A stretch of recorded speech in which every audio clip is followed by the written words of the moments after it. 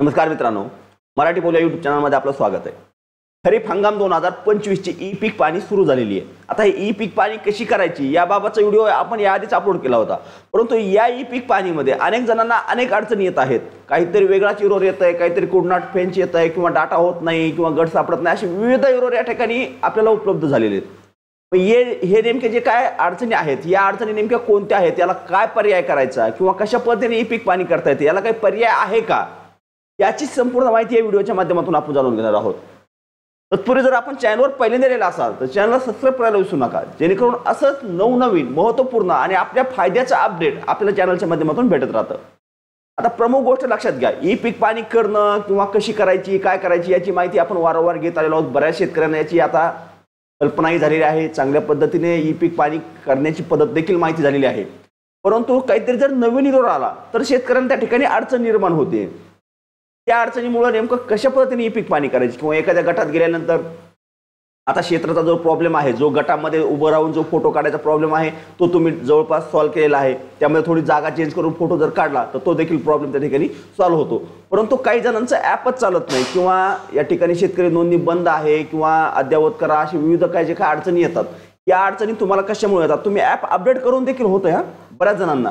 तर अशा वेळी तुम्ही काय करायचं की ॲपमध्ये नवीन बदल झालेला आहे, ॲप परत नव्याने अपडेट होऊन आलेला आहे, ॲप अपडेट करावं लागेल तरच ई पीक पाणी होईल, हे आपण मागच्या व्हिडिओमध्ये देखील माहिती घेतली होती।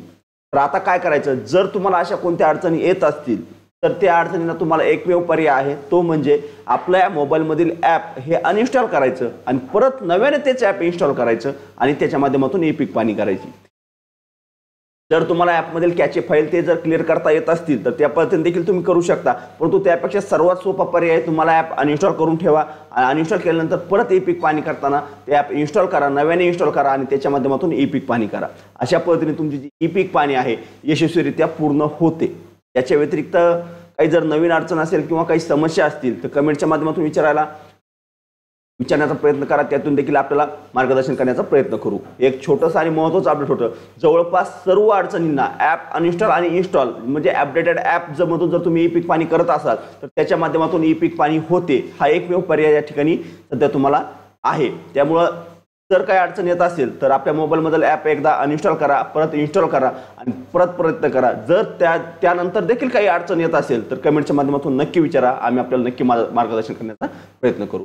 चला, एक छोटंसं आणि महत्त्वपूर्ण अपडेट देणं आवश्यक होतं। व्हिडिओ जर महत्त्वाचा वाटला असेल, आवडला असेल तर व्हिडिओला लाईक करायला विसरू नका।